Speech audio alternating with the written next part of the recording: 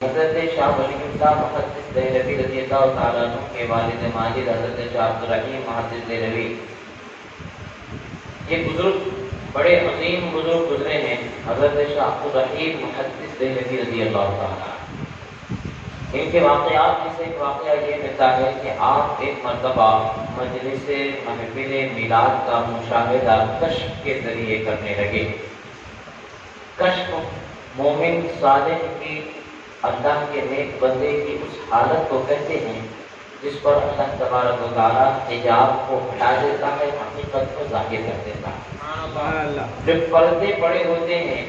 تو پردے ہٹ جاتے ہیں، حقیقت ان پر منکشف ہو جاتی ہے۔ مثال کے طور پر اب ہم دیکھتے ہیں کہ ہماری نگاہوں کے سامنے بارش ہوتی ضرور ہے، رات کے اندھیرے میں ہم بارش کی آواز سن سکتے ہیں مگر بارش کے چھینٹوں کو گرتے ہوئے دیکھ نہیں سکتے۔ مگر وہیں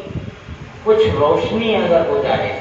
تو بارش کے چھینٹوں کو بھی انسان دیکھنے لگتا ہے، یعنی دیکھنے کی حالت بدل جاتی ہے، کیفیت بدل جاتی ہے۔ عام صورت میں اندھیری رات میں بارش ہے، بارش ہونے کی صورت میں ابر ہوتا ہے تو چاند ستارے تو ہوتے نہیں، اندھیرا تو ہونا ہی ہے۔ تو اندھیرا ہم ایسی جگہ پر ہیں کہ جہاں کوئی لائٹ وغیرہ کی نہیں ہے تو ہم آواز سن سکتے مگر دیکھ نہیں سکتے بارش کے بوندوں کو گرتے ہوئے۔ مگر وہیں اگر کچھ لائٹ آ جائے، کچھ روشنی ہو جائے یا دن کے اجالے میں بارش گرنے لگے تو ہماری نگاہیں ان بوندوں کو دیکھنے لگتی ہے جو گر رہے ہوتے ہیں۔ یہی حال اللہ کے نیک ولیوں کا ہوتا ہے کہ عام بندوں کے لیے برکات، انوار، تجلیات کا نزول ایسا ہی ہے جیسا ان کے سامنے ان کو معلوم ہے کہ ہو رہا ہے۔ ہم مومن ہیں، ہم جانتے ہیں کہ برکتوں کا نزول ہو رہا ہے، مگر ہم اپنی آنکھوں سے دیکھنے کی طاقت نہیں رکھتے کیونکہ ہماری نگاہوں کے سامنے ایک حجاب ہے، پردہ۔ جیسے رات کے اندھیرے میں بارش کے دیکھنے کے لیے پردہ رات کا اندھیرا ہے، ایسے ہی حقائق، انوار و تجلیات کا مشاہدہ کرنے کے لیے ہمارے نفس کا پردہ ہم پر غالب ہے، جو نفس کی ضلالت یعنی نفس کی ظلمات، جو اندھیرا پن ہے،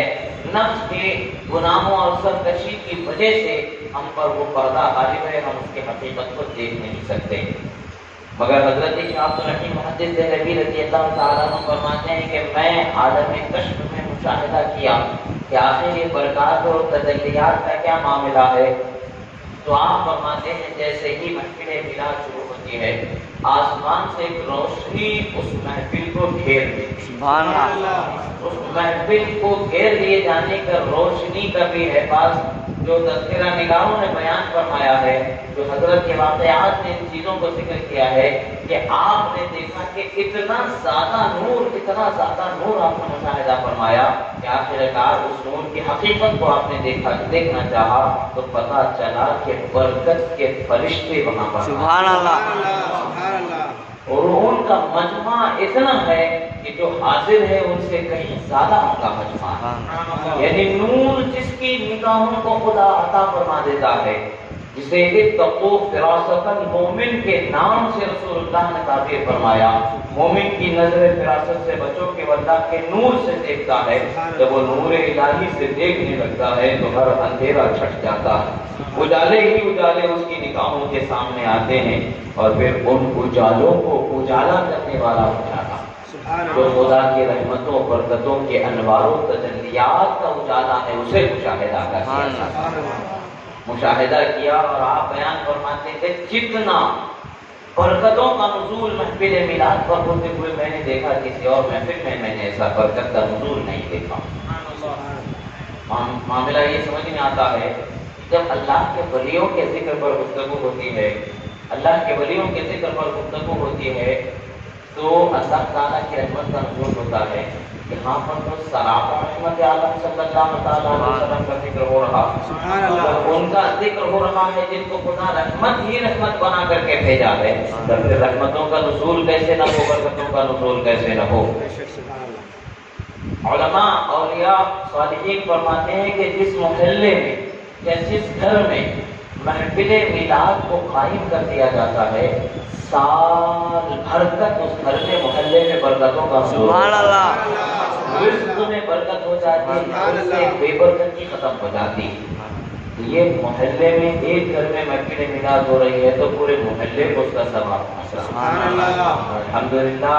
اہل سنت کا طریقہ ہے یہ، ہم نے اور آپ نے کہا ایسا نہیں ہے۔ امام حسن علی رحمۃ اللہ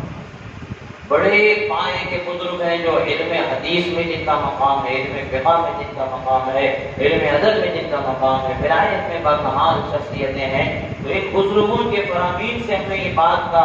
پتہ چلتا ہے کہ حقیقت کو دیکھنے والوں نے دیکھا ہے کہ رحمت عالم کے ذکر پر جس قدر رحمت اور نور کا نزول ہوتا ہے اور کسی مقام پر اس قدر نزول نہیں ہوتا ہے۔ اللہ کا شکر ہے کہ اللہ نے ہمیں رحمت عالم کے ذکر کا موقع عطا فرمایا اور ہمیں جہنم سے بچنے کا موقع عطا فرمایا، اور ان کی محبت کرنے والوں کو اللہ تبارک و تعالیٰ بڑی عظمت سے سرفراز فرما دیتا ہے، بڑی عظمتوں سے سرفراز فرما دیتا ہے۔